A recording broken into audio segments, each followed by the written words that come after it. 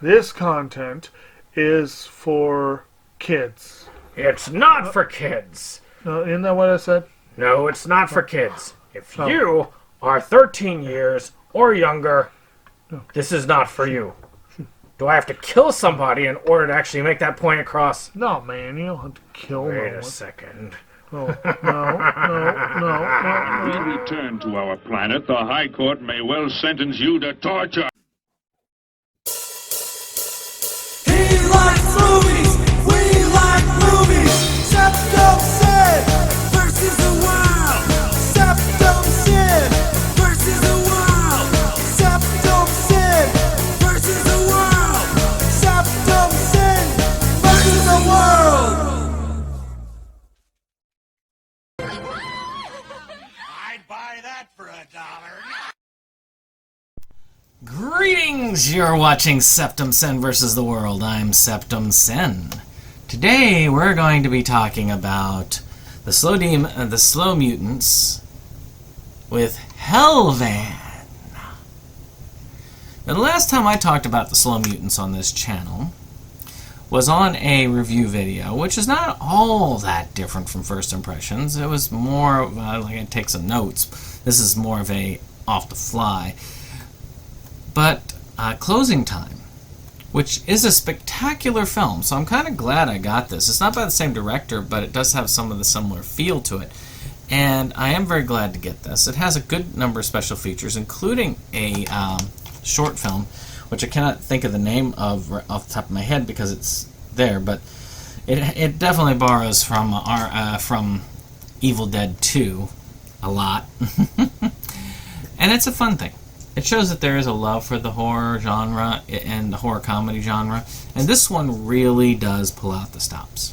So essentially what you got here is you got this Satanist, and he has this van he drives around in. He's going around burning churches, doing that sacrifice to Satan, you know the whole thing. Listening to the satanic music and the satanic radio person, and he gets caught, and then he dies. And then all the evil infects the van, and it becomes a sentient evil demon van. And it just starts killing everybody in the area, and the people there have to stop it. That's the short of it. So let's talk about the acting in this film. Alright. This is a low-budget feature. But it does not come across as a low-budget feature. It actually comes across as a mid- or high-budget horror feature. Maybe not like, the super high budget, but definitely in that medium-high budget range. The acting in this is in that range, which, yes, is not Oscar-level acting, but is definitely high-caliber horror movie acting, and that says something. I'm not talking artistic caliber now, we ain't there, but I would say at least on the same levels of the Saws movies, or some of those types of films. House of Wax, these things. Well, this has some pretty good acting in it, and while I'm on the subject, one of the main reasons why I got this was, well, I would have gotten it anyway if I'd known who released it, because I would have definitely done that, because I like Closing Time.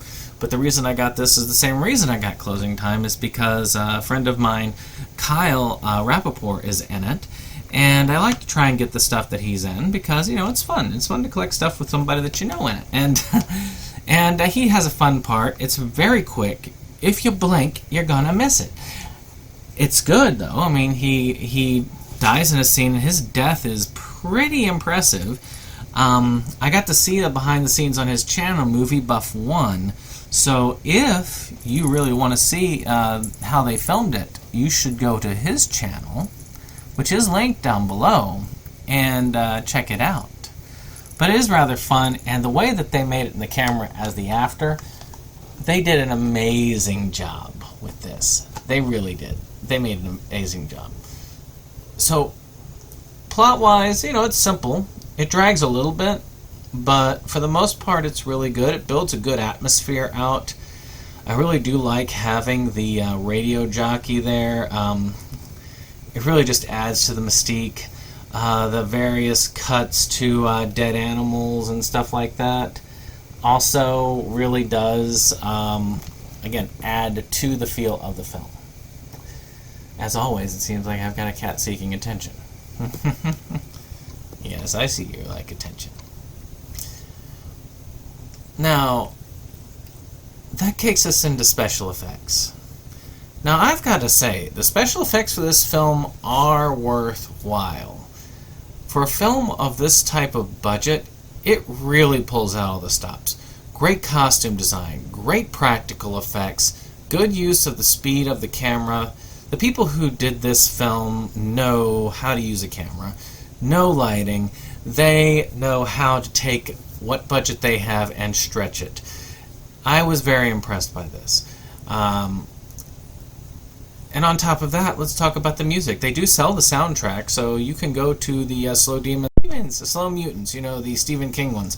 You can go to that or the Blindside Productions, and you can get a copy of the soundtrack. And I might consider buying a copy of the soundtrack when I have money.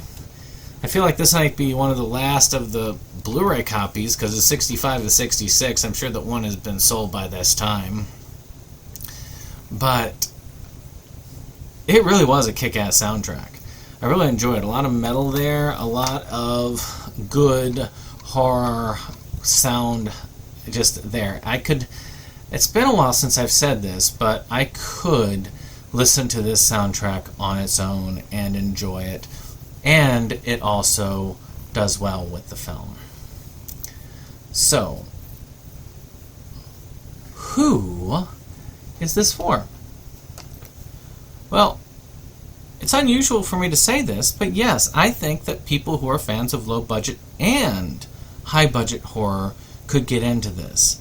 Now, I'm going to asterisk that, because I think that this is more for the bands of those who are really into kind of gory slasher-type films, like the Saw films, or maybe not like super depressing torture-y films, but films that have a lot of that like level of gore in it. Terrifier, which I covered here not too long ago. I think this one, if you're a fan of Terrifier, you'd probably like this as well. And anybody who likes low-budget slashers and bloodfests and stuff like that, they would also like this film. With that being said, I did like this film,